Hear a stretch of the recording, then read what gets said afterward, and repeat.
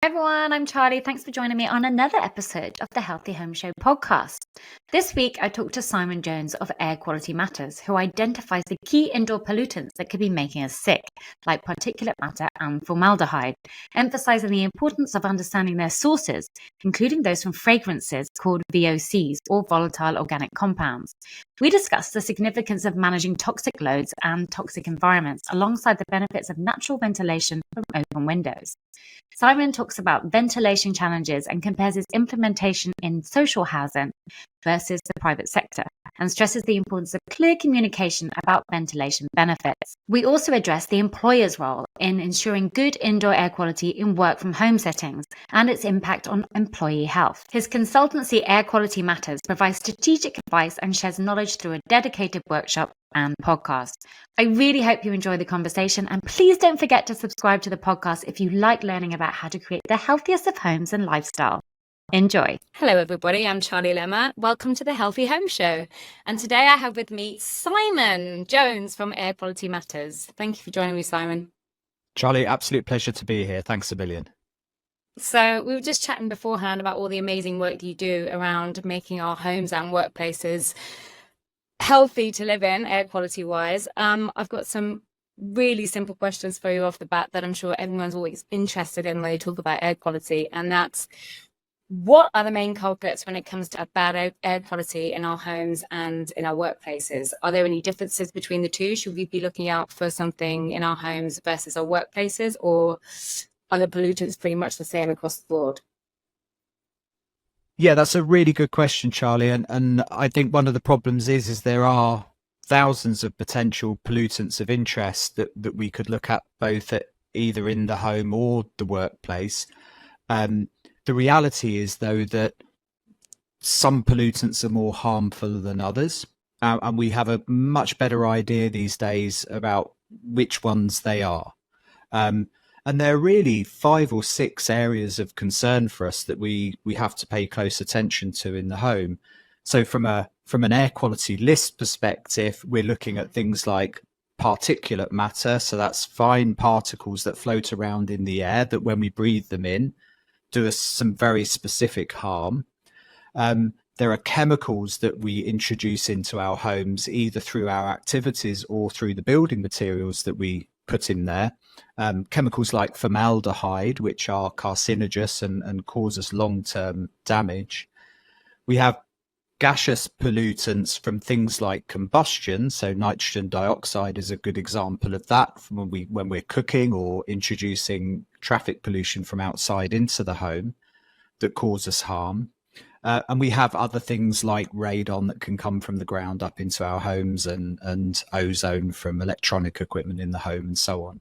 So there's quite a broad mix. But what we know is, and what we understand these days, is that those first 3 or 4, particulate matter, formaldehyde, nitrogen dioxide, they cause the vast majority of the harm that we see in our homes. Something in the order of 90% of all harm that's caused to us in our home comes from those 3 or 4 pollutants, in fact. Now, the good news is we know where a lot of those pollutants come from, and the mechanisms that we have, the levers that we can pull to have an impact on those pollutants, we also very well understand. So as frightening as the headline numbers can be around air quality, and they are frightening, in air quality in general is the single biggest environmental risk that we face. It's a real challenge. And the fact that we spend so much time indoors, a great stat that I like is, if you were to live to 80 years of age, you'll spend close to 70 years of those indoors. And depending on if you're in a vulnerable group, or depending on where in the world that you live, it could be significantly more than that. So in fact, when we talk about air quality, it doesn't really matter if we're talking about indoor air quality or outdoor air quality. The vast majority of our exposure to even outdoor air will occur indoors. And of that 80 years, 55 years of that are going to be in our own home. So the vast majority of our exposure to this very significant risk in our lives will occur in our homes. So we have to pay attention to it. But as I said, we know where a lot of those pollutants come from. So, for example, a lot of the particulate matter that we find in the homes comes from our cooking activities. So how are we going to manage that risk? We can't ask people not to cook. Clearly, so in fact, it's something we want to encourage, but we can minimize that risk by providing adequate local exhaust ventilation, so decent cooker hoods that remove pollutants at source, and good background ventilation in properties that remove the buildup of pollutants that might build up over time. So often, as complex as the air chemistry might be, or the physics of those pollutants, often the tools that we have at our disposal are often quite simple. And that often is good ventilation, good exhausting of pollutants where they occur, perhaps some filtration, source control, thinking about the kind of things that we bring into the home. So that often it's very practical, the mitigation that we can put in place. Yeah, because we often hear about volatile organic compounds. What does that actually mean? And is that as big a problem as particulate matter, and does that require the same kind of mitigation and filtration, or do we deal with that in a different way? So volatile organic compounds are effectively chemicals that are volatile. They start to off gas and release pollutants into the air at room temperature. So we say they have a boiling point of room temperature, basically. And there are thousands of volatile organic compounds, many of them very harmful indeed, a lot of them not that harmful. They're a challenge because they react differently in different temperatures, different levels of humidity. Some will interact with each other, some will combine with particulates to cause other things. So at an academic level, we get really interested in them because there's a lot to know and a lot to learn. But from that kind of map that I talked about at the beginning of the ones that are most harmful, we find that formaldehyde, yes, I think represents maybe 10% of the harm we might be exposed to, and that's a volatile organic compound, certainly. But many of the others that we come across so rarely that they may not cause us a significant amount of harm, or our exposure to them might be for a very short period of time. Therefore, the dose that we receive over a period of time is actually quite small. So something is only harmful to us based on how toxic it is, how frequently we're exposed to it, and what the dose of that exposure is, and our physiological reaction to it. So there's a lot in the mix as to whether something is actually going to present us some harm, either in an acute way, so an immediate reaction to it, or chronically over our lifetime where it might create a burden of disease or impact our life span or our early death, for example. So it's an incredibly complex area.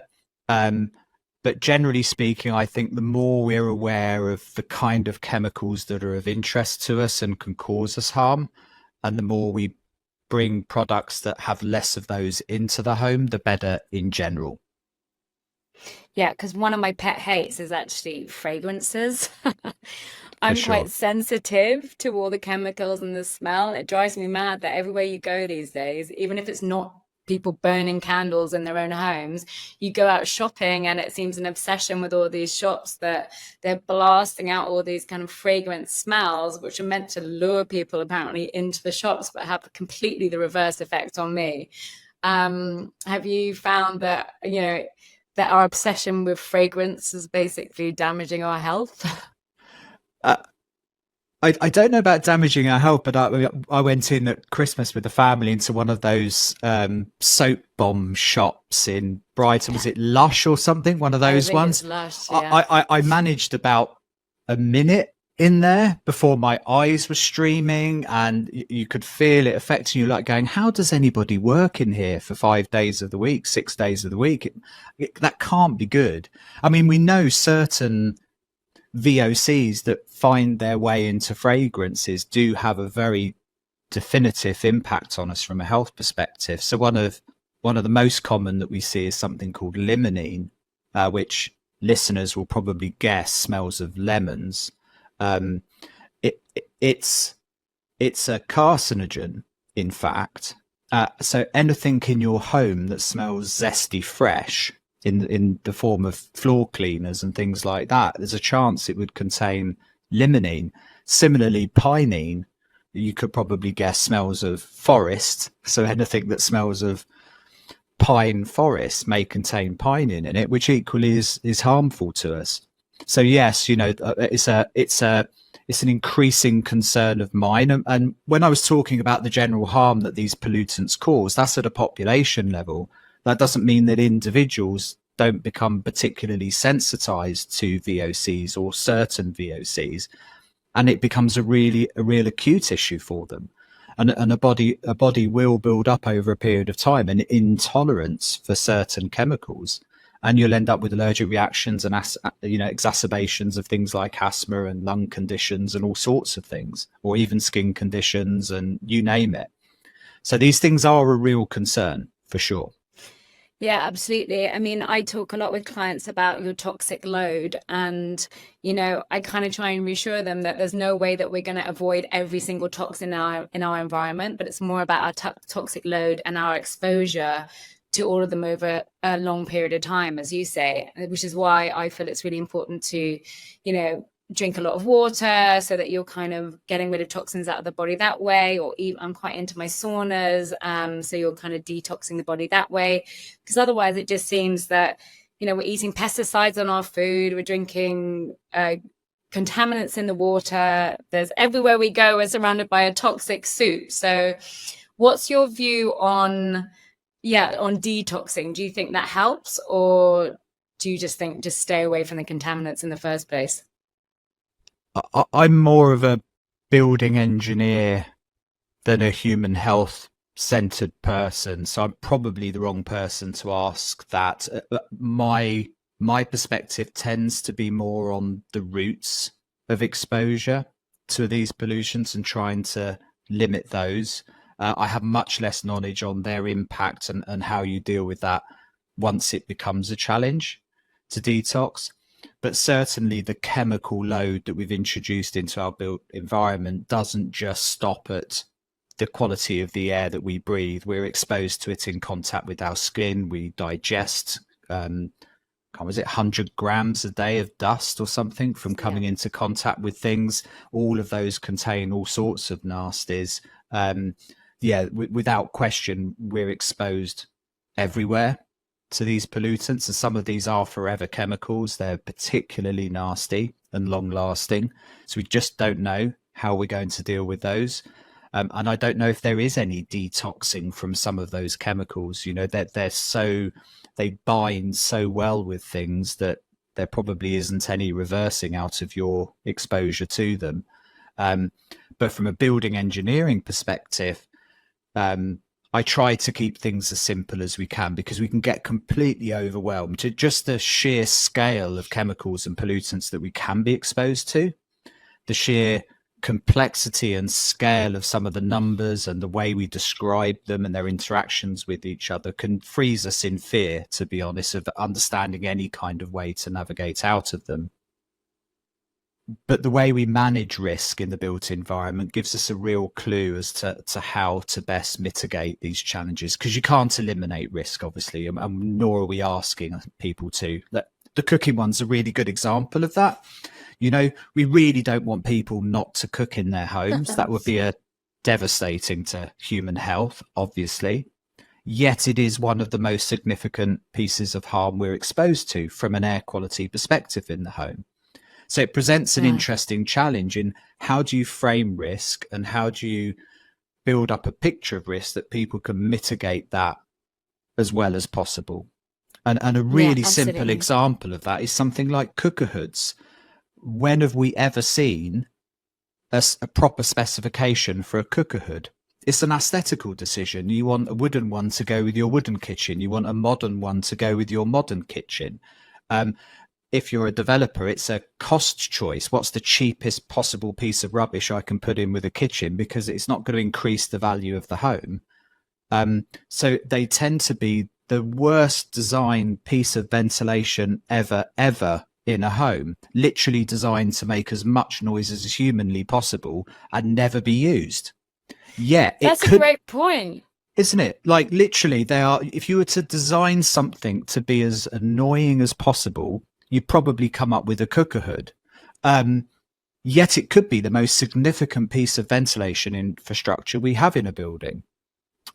So how we frame that risk is going to be really, really important, and how we increase the value of that very important tool in reducing our exposure to significant levels of pollution in our home is also going to be really, really important.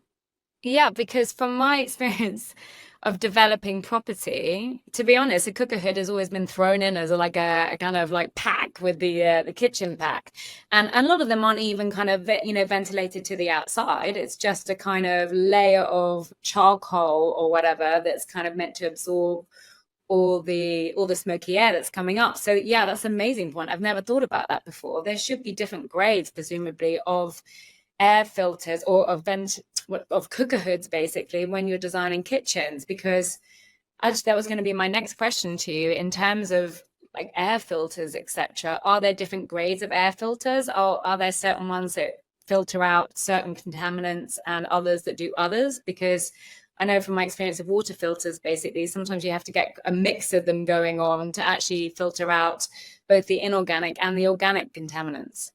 Yeah, absolutely. To finish off the cooker hood point,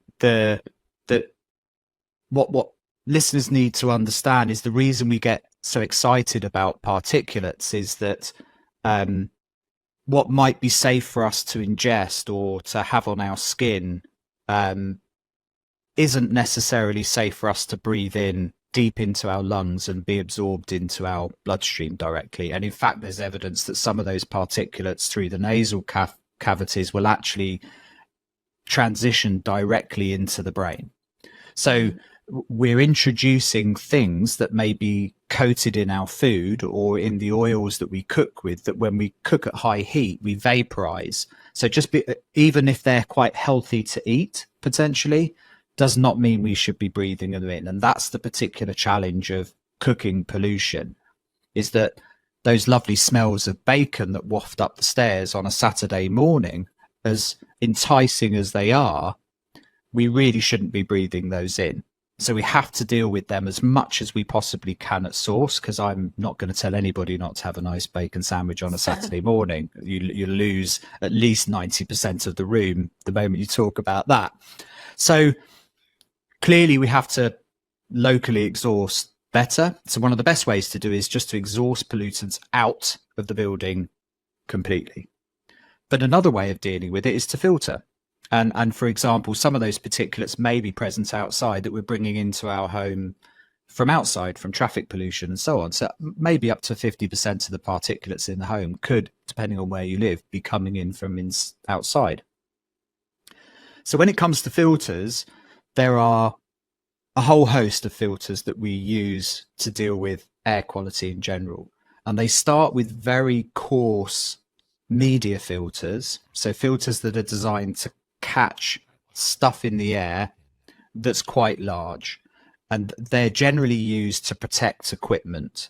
So a lot of the filters that we see in cooker hoods or in heat recovery ventilation systems, or even in fans that we might have around in various different guises, that kind of spongy looking filter material that we see is a coarse particulate filter, and it's designed to catch the bits basically that are floating in the air.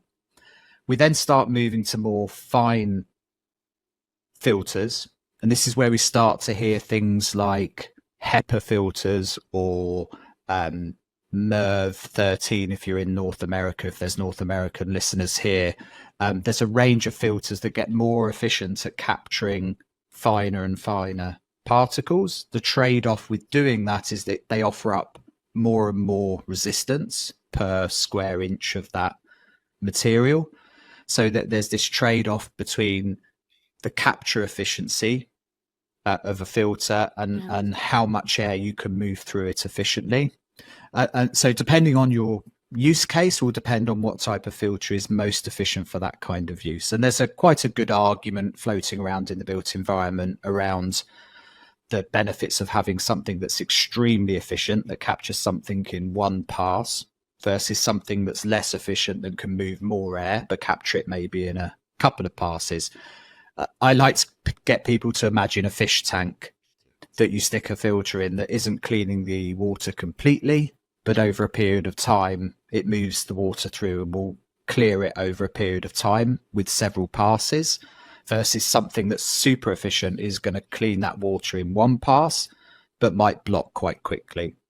So it's that kind of game we're playing with media filters, and then we start moving into other types of filters, things like charcoal filters that will actually change the chemical composition of the air, and they aren't filtering out stuff as much because we try to capture those before they enter that filter media.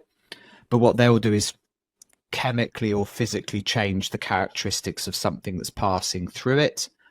So unlike media filters that will actually improve in a way over time as they get more blocked, less gets through them, with a charcoal filter it will deteriorate over time because the chemical reaction will be dissolved over a period of time, and it gets less and less effective. So you have to have a different kind of replacement regime with those types of filters than you might a media. In fact, probably shouldn't call them filters, really. It probably confuses the subject matter.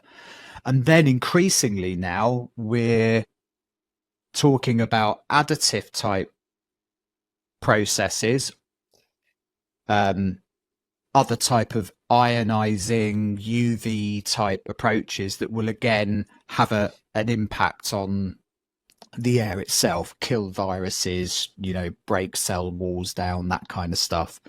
So it's quite a complex area, air cleaning now, but at its very basic level, considering that particulates are the main risk for us, it would appear indoors, good media filters that remove those particulates can't be a bad solution. Great. That's quite a long answer to a simple question. My apologies. No, it's a great thorough answer. But I'm wondering also, how effective is just opening the window? Is it just kind of, you're going back to grandmothers just opening the window and living and dying by this whole kind of opening the windows wide every morning and kind of letting the air exchange happen in the room. Is that just a myth, or does that really help? Or should you be definitely adding air filters to that as well? Or what's the optimum process? Well, if you have the answer to what is the optimum, let me know. It's one of those long as a piece of string is questions. It really depends on the scenario. But when it comes to the lost art of airing a home, which it really is a lost art, depending on how old you are, most of us were brought up with mums or dads airing the home religiously every morning in the bedrooms. Certainly before the advent of mechanical ventilation systems and purpose-provided ventilation, it was the only way of really making a big difference. And even within the regulations, we still define purge ventilation, that process of opening the building up to get rid of stale air or pollutants from very particular activities like decorating the home, DIY, overheating, all of these things where we really want to open a building up. It serves a very specific purpose that's actually provided for within our standards and regulations. So it's very important. But it also strategically can have very positive impacts on the home as well. So if you suffer from a home with condensation, damp and mold as an example, strategically opening windows up for half an hour in the morning to clear the moisture from the space, and then closing it again before the latent heat within that building is lost, can have a really significant impact on the build-up of moisture over time in those properties. But we do have to be careful about where we're talking about this. If you're a global audience, which you are, there's no point telling people in Florida at the wrong time of the year to be opening their windows up. In fact, that's the last thing you should be doing. So it really depends on the scenario and where you live, what the impacts of opening your building up to the wider environment are going to be, whether that's the moisture in the air, the temperature, the outside traffic pollution. All of these things could have a negative impact as much as they could have a positive impact on the home. But if you understand where you live and your environment better, often you'll find practices in that area will reflect to some degree how you deal with those buildings. So you'll find, talking to people in the tropics, that there are certain times of the year that they don't open their buildings up because it will have a negative impact on the home. Or certain times in the day, if you're in a very particularly polluted city and traffic pollution is a real problem, you actually want to seal the building up for a short period of time until that risk spike passes, for example. Yeah, that's super interesting. I just wondered what your view was on passive houses, because I was speaking to a lot of people at the conference in MIPIM last week, and obviously energy consumption was, well, trying to lower energy consumption as much as possible within the built environment was top of the agenda there.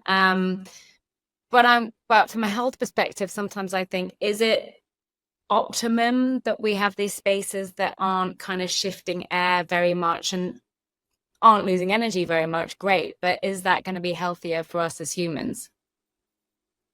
It's a surprisingly common question, that about nearly zero energy buildings in the round, and I would include Passive House with that. This concept of what happens when we seal our buildings up. Does it start to create some environments that could be unhealthy? And certainly, if done poorly, yes, absolutely. If you think about it, there are two ways that we get air renewal in our building. There's the air renewal that we provide on purpose through ventilation, and there's the air renewal that happens by accident through the leaks in the fabric of the building, through stoves, up through the floor, whatever it is. So as we move to these more hermetically sealed environments, we don't have that contributing factor of accidental air through leaks in the fabric and up through chimneys and so on. So we have to provide it all through the purpose-provided ventilation. But in a way that it's the wrong question to ask. When we're building environments with such control, the question should be, what is enough? What's adequate ventilation to provide a healthy environment? And then we mechanically provide that in those environments. And the advantage of doing that is that we have control of that process, particularly in a passive home, where you have very high levels of air tightness. So you have complete control over both the infiltration and exfiltration of air from that building, pretty much. But you also then have very good control over air flows within the building, because you're providing fresh air supply to habitable spaces, and you're exhausting polluted air from wet spaces like kitchens, bathrooms, and so on. So we're in complete control of the air that we're bringing in and the air that we're taking out.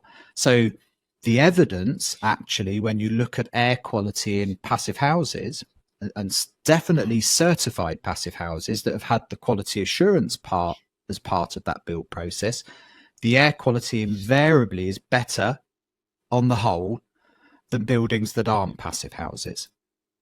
And a lot of that is down to the quality assurance part of it, that there's been some third-party independent inspection of the processes and what the outcomes of that building, but also because of the building physics. When you control the space and the environment so well, and you're in full control of the air that you bring in and the air that you bring out, you can have as good air quality as you like. You can introduce charcoal filters. You can double the ventilation rate if that's what you want to do. You can reduce it in certain areas if that's what you want to do. But that's completely up to you. The danger of other approaches is that we're in less control of that.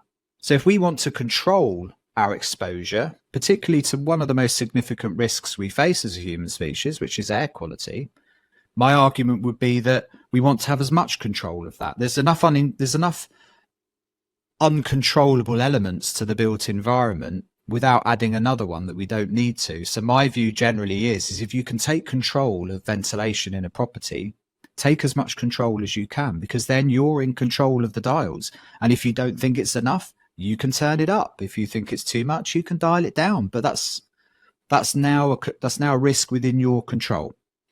The important thing is that we design it and set it up for success. And at the moment, we're just not very good at that. We know theoretically how to do it. We're just poor on delivery. That's the big challenge that we have.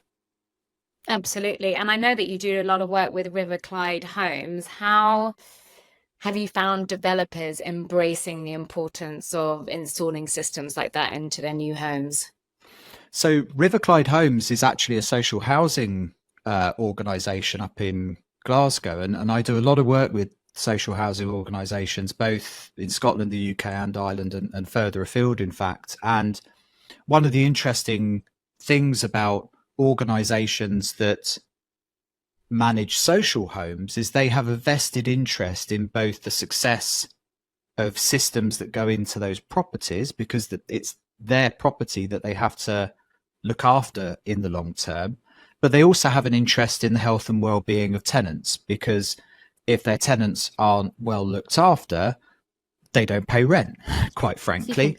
But also it will have a socially detrimental impact locally as well.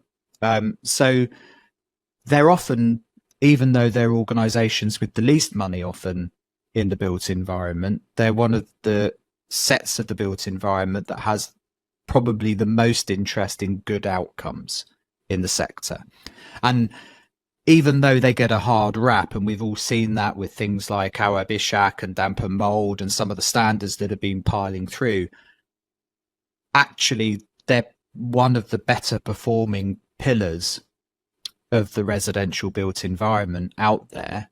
But we're able to go after them and try and improve it because there's less people in control. You know, a large housing organisation in the UK could own 70, 80,000 homes. If you were to try and do that in the private rented sector, you might be dealing with 40,000 individuals to get the same outcome. So we see a lot of attention in that area, and we should, rightly so. But actually, when you look at the statistics, the private rented sector and the privately owned perform even worse than social housing. So a lot of the work I'm doing with those social housing providers is really just helping them, as we've been talking about here, defining what good indoor air quality and adequate ventilation actually means to them, and helping them put in place then the policies and procedures and workflows and structures to deliver that properly for the first time.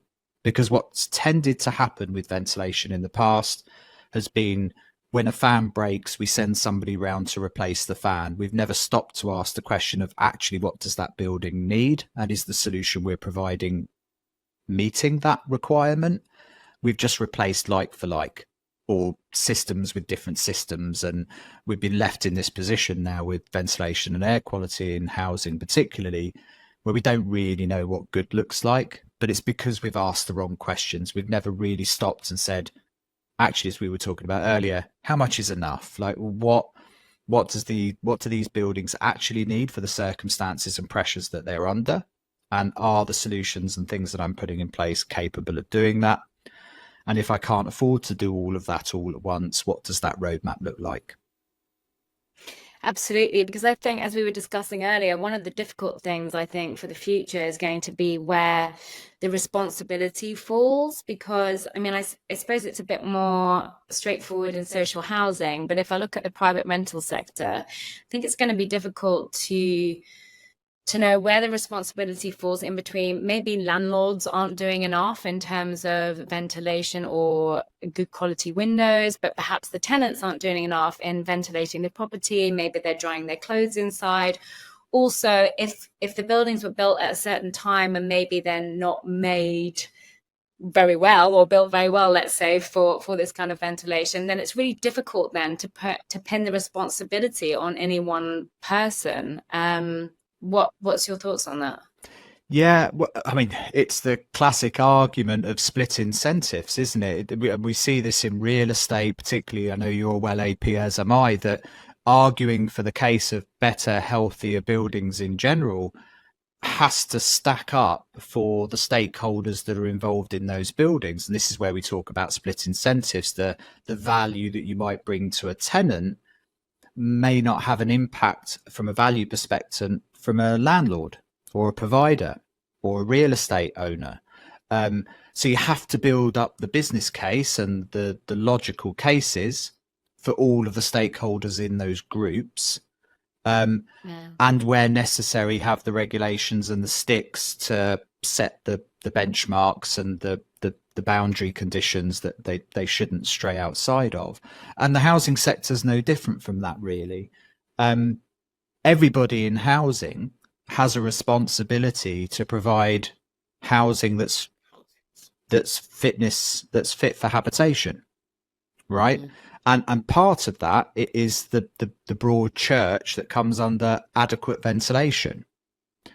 And I often have this conversation with landlords that outcomes are complex to achieve. It will be the combined effort of both landlord and tenant to get a good outcome. And the landlord's biggest complaint is that tenants turn stuff off or block stuff up or behave in a certain way that causes issues.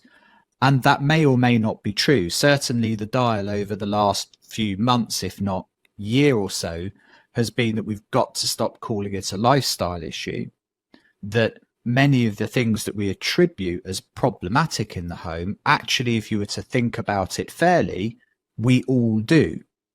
So the biggest complaint is, tenants are drying their clothes indoors. And I asked them, well, do you dry your clothes indoors? And they go, well, yeah, actually I do. Yeah, but they're always cooking. I said, well, aren't we trying to encourage people to cook? Yeah. Oh, but they're always using the shower. Would you rather they didn't bathe? Like, what part of their activity actually do you have a problem with? And when we break that down, often the drivers of problems in housing fall down to just the level of occupation in the home. If you have a lot of people in the home for a lot of period of time, they will produce a lot of moisture by behaving normally. That's not a lifestyle problem. That's a context problem of lack of housing, cost of living crisis, all the other existential problems that we have. But we also have an obligation as providers of those houses to do our part.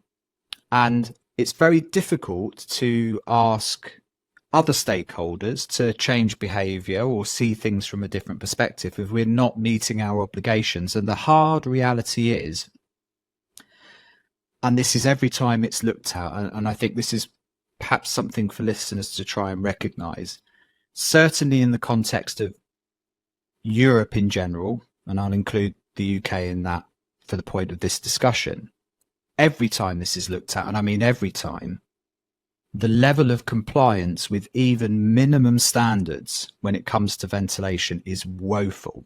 And by woeful, I mean the last time this was looked at in the UK, developers put forward, one would assume, their best effort for a big study by the government, and we found 95% non-compliance with even meeting minimum standards for ventilation in those homes. 95%. Scotland just conducted a study looking at homes that were built in the last 2 years that met new stringent regulations and even had air quality monitors specified in the master bedrooms.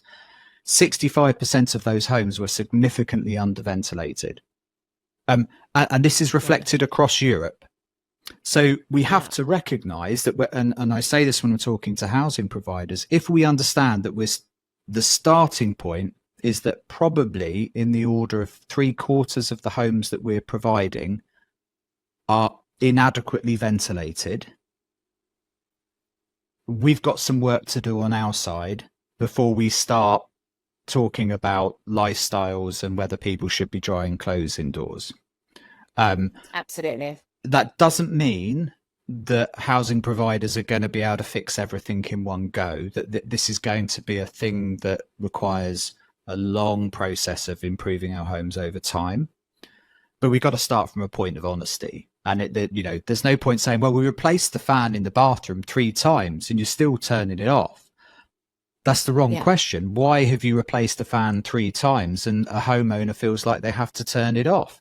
It's because it made a load of noise and didn't do anything the last 2 times you replaced it. So why would they put something on that costs electricity and doesn't seem to do anything for the condensation in the bathroom? That's kind of where we are with ventilation. And this is why, I mean, when we start framing the tools that we actually have at our disposal, there's not many, there's only 4 or 5 when it comes to air quality and ventilation outcomes in homes. And that's good background ventilation, good local exhaust ventilation, the provision of purge ventilation if you need it, the ability to open windows. And believe me, a lot of properties don't even have that. And we do that in a way that those things are serviceable, they don't make a noise, and that they don't cause drafts. Like, it's basic stuff. And we start educating people about the kind of things that they bring into their home and the activities that they conduct in their home that might contribute to pollution. And that's it. We don't have a lot of other things we can do, to be fair. So actually, it makes it a bit simpler. We can concentrate on getting those things right and actually make a very, very big difference to people. And as you say, it's more about communication between all parties and stakeholders rather than keep pointing the finger at each other and saying, oh, it's your responsibility, your responsibility. And it's really interesting what you talk about the noise front, because noise in properties is one of my big issues, because I always had like problems sleeping. And yeah, the the extractor fans, I think they must have made them under the most noisy thing in the entire house, actually. So I'm glad to hear that you think there are more quiet, silent options. That would be amazing. Well, interestingly, sorry, go on. No, go ahead.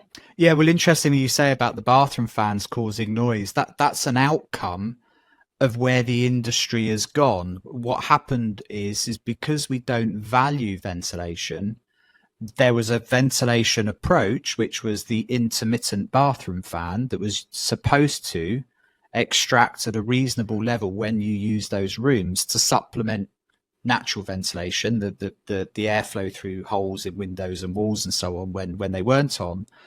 But because it was valued so little, the market instinctively reacted just by making shitter and shitter bathroom fans at a lower and lower price, quite frankly. Yeah. So we've ended up with absolute dirt on our walls for the provision of something that's so important. And, you know, I can count on my hand in 20 years the amount of times I've come across a bathroom fan that's actually delivered the flow rates according to minimum standards, because they just weren't installed from a performance perspective. So once we reframe the question of, instead of I installed a bathroom fan and it was on, and even in stock condition surveys, you see that reflected in the stock condition surveys. Is there ventilation? Yes. Did it make a noise when I turned the light on? Yes. Tick, there's ventilation. No, there's not. That's just a fan that makes a noise. You haven't actually asked the real question, is how much air is that thing moving, and is it enough for this particular situation? That's what a stock condition survey should be asking, but almost never is that answered. And that's just a reaction of how much we've valued till now air quality. But perhaps that's changing. You know, the narrative has changed post-COVID. I think we're all a little bit more aware of the quality of the air that we breathe. Air pollution has become more and more of an issue. We're seeing regulations and standards slowly catching up. So in Ireland's a good example. We now see third-party independent inspection of all ventilation systems on new homes. So slowly but surely those loopholes and the nooses are shortening, and we're getting there. It's hard to see sometimes, but if you look back even 5 or 6 years, we've made some pretty big strides, I think, in the last half decade. Yeah, it did seem like previously it was just a ticking box exercise, basically, and the actual results around human health in these spaces was an afterthought. But you can see that changing as well in the workplace, because I get so many calls from people because they can't get the staff to go back to the workplace of, okay, now what are the changes that we can actually make? It's like, okay, now you're actually interested because you want people to come back. Whereas before it was just like, yep, we got that. Yep, I took that. So there are changes happening, and I think, yeah, a lot of that is post-COVID. I suppose we have COVID to thank for something. Yes, for sure. Yeah, God help us.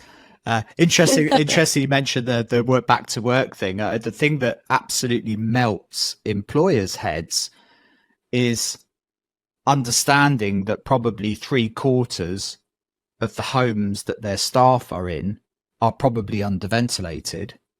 And if you had that kind of level of risk in your workplace, you'd be running around with your hair on fire.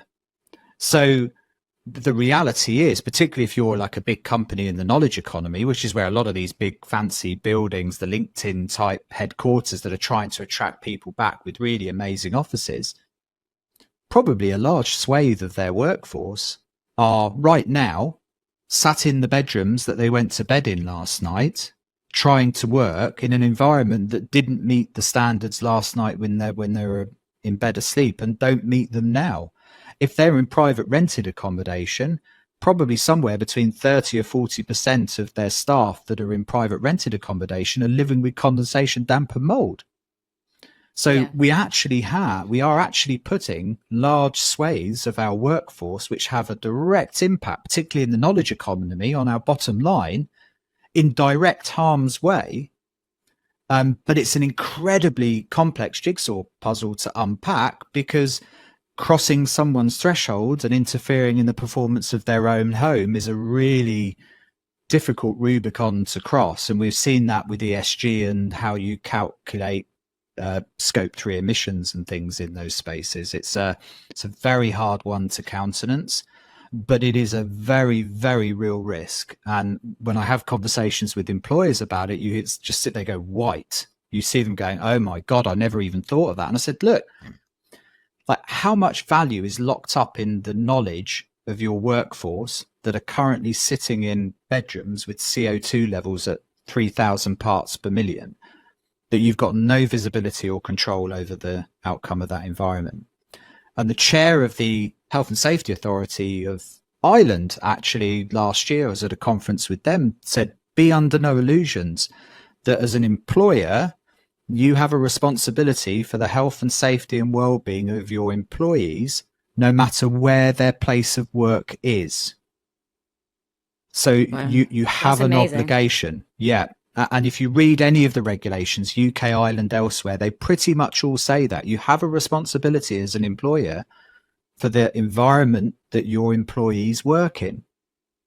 And that's a question at the moment that nobody's going anywhere near. And it melts people's heads. Like, literally see HR people go white when it dawns on them.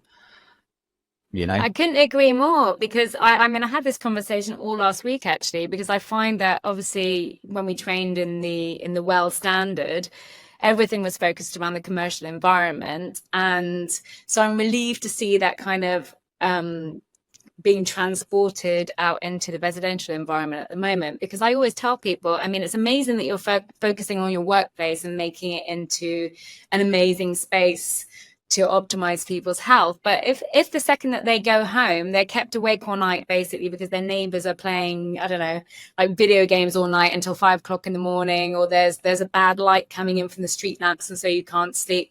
It doesn't matter how productive and amazing you're making the workplace. If your home is really unproductive and not set up for optimum health, then you need to be able to focus on both.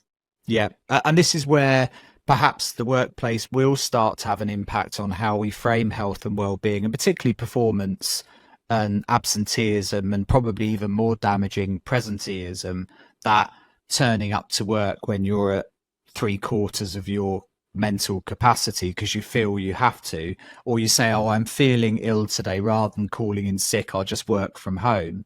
So you have whole swathes of your workforce working at 50% of their cognitive potential.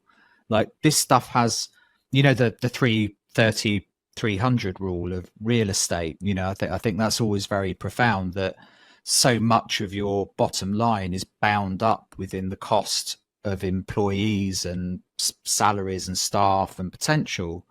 So little of it is actually bound up in rent and energy, that very small increments in performance and outcomes and health and well-being at the staff end of things, something like 90% of your costs is your people, can have massive impacts on your bottom line, So it's a really, that shift in perspective, I think perhaps will kind of maybe filter through to the home place a little bit. But we need to get much better at talking about this in general, the health and well-being. No, outcomes. Absolutely. I think as everything, we need to take a more holistic view on everything, and look at look at both the workplace and the home place and all our spaces, and really kind of focus on the things that we can do also in our community. Basically, it doesn't just stop with the buildings. So I think, the International Well Building Institute are doing some really interesting work there, and I do some work with the Quality of Life Foundation actually around that. And it's definitely happening. There's something happening in the water. So let's hope there's changes afoot. But I can't let you go, Simon, until I've asked you about Air Quality Matters and your company. And also I spotted a workshop on your website. So I was hoping you might be able to give us some details about that and your Air Quality Matters company before you go. Yeah, sure. No, and thank you. I appreciate the opportunity. I mean, Air Quality Matters is me. I've spent 2 decades in the built environment now, pretty much focused on ventilation and air quality and health outcomes in this sector. And I just found that it felt like a lot of the built environment just needed something in the middle to pull a lot of these strands together. And I've been very fortunate in my career that I've sat in this middle ground between kind of academia, policy and industry. So I have quite a unique perspective on how to tie some of this stuff together. And what that's translated to in this consultancy really is a couple of pillars of offerings. One of them is strategy and advice for people in the built environment, just to pull this complexity together for them and steer them in the right direction around standards, around obligations and regulations. But increasingly, a lot of policy and procedure and workflow work that just helping them build the structures that they need to get better outcomes. Because the impacts can be so profound on people. It's such good work to be able to make a difference to organizations and the impacts on health and well-being. So a lot of it's that kind of work. And the second principal pillar really is on communicating. We've been very poor at talking about ventilation and air quality. There's so much knowledge bound up in academia that isn't released into the wild. And is bound in this perpetual need for further research. And equally, industry is doing some amazing things that academia is still researching. And so tying a lot of this stuff together can be enormously helpful, but communicating it and framing the benefits of ventilation and air quality well can be so powerful. Because like a lot of the stuff we've spoken about today, you can see light bulbs go on within people and organizations when they go, oh yes, it can be that simple, or that's what good actually looks like. And you can see the pressure lift when you can communicate this stuff properly. So that's principally what the consultancy does. And the workshop is just one of those endeavors actually with housing providers where a lot of the failures that I've seen to deliver on the ground has been a lack of understanding of first principles. So the workshop that's popular is this half-day workshop where effectively we define what good air quality actually is. What do we mean by air quality? Some of the basic principles around ventilation, and I don't mean teaching people to be ventilation installers, but actually what do we mean by natural ventilation and intermittent fans? What's the lived experience of somebody in a home with that system, and why are they making the decisions they are when they have that type of system? And when we understand that, we can understand how to deliver solutions to have a better chance of good outcomes. And then we frame some things around, depending on the jurisdiction, the regulations and standards that are actually important to delivering those good outcomes, and some of the future perspective things that are going to be important. One of them being environmental monitoring. We're moving into this space now where there's going to be very few spaces within the next decade that aren't going to be beaming out environmental data. So that changes everything. We'll live and die by the ongoing performance of the spaces we occupy. And that changes things for industry as it does providers of spaces, because you run out of excuses pretty quickly. Somebody presents data to you and says, you sold me an A-rated home. This isn't an A-rated home, or this is supposed to have adequate ventilation. Look at the numbers. You can't say, oh yeah, but it complied with the regulations 10 years ago when we built it. That doesn't wash anymore. So the workshop kind of works through some of those, and we finish up really on a a talk about strategy. How do you build the building blocks within your housing organization that starts to develop a strategy that can deliver good outcomes?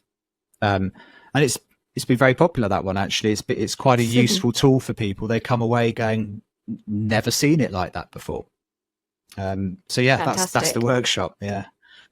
Well, that sounds great. And if they want to sign up for that, where do they go? Straight to your website? I'll put all the details in the show notes. Air Quality Matters, and my LinkedIn profile usually has loads going on. So we talk about this stuff all of the time. And a quick plug for the Air Quality Matters podcast as well. One of the things I do is talk to people from all over the world, both from academia, industry and policy, about what's happening in their area of expertise, and try and break some of these conversations out of the silos. I'm biased, but I find those conversations fascinating because there's some real depth of experience and knowledge out there. So it's great to hear somebody from Delhi talking about their experiences of cooking pollution in homes, and then speak to an academic in Vermont talking about health and well-being at large scale in buildings or something. It's a great dialogue. I've really enjoyed your podcast. I've absolutely love it. Thank you very much for the work that you do on that, because I found it fascinating. And I agree. It's just, I think you take it for granted, don't you, when you live in a society when your air is relatively unpolluted or relatively clean compared to other parts of the world. And then, we all remember those images in COVID when suddenly you could see the Himalayas having been covered in smog forever, and suddenly because the air cleared slightly, you could see the Himalayas. And I'm right, it was the Himalayas, wasn't it? My geography is not brilliant. Yeah, it depends where in India you are, I suppose. Yeah, but it's but that to that point, and to the point we talked about earlier, that perspectives and framing of risk, particularly something as nuanced and esoteric as ventilation, can be so specific to geography and culture and habit and viewpoints that it's really important that we have these conversations and understand what drives different individuals and different parts of society to behave and act in certain ways, and understand why they're making those decisions. Because if we don't, we frame these things poorly more often than we frame them well. And that's been one of the principal challenges of ventilation over the years, is that we've not been very good at understanding people's motivations and drives to do things in the way that they do. And if we get better at unlocking that, we can have huge impacts in people's outcomes, and maybe bring back the lost art of airing the home once in a while wouldn't be bad. Hooray! My mother would be cheering from beyond the grave for that one. I know, exactly. Well, me too. I'm championing that as well. But thank you so much, Simon. I really appreciate your time today, and it's been fascinating speaking to you. I've had you on my list to speak to for ages, so thank you for taking the time out with me today. It's been great, Charlie. Thanks a million. I appreciate it.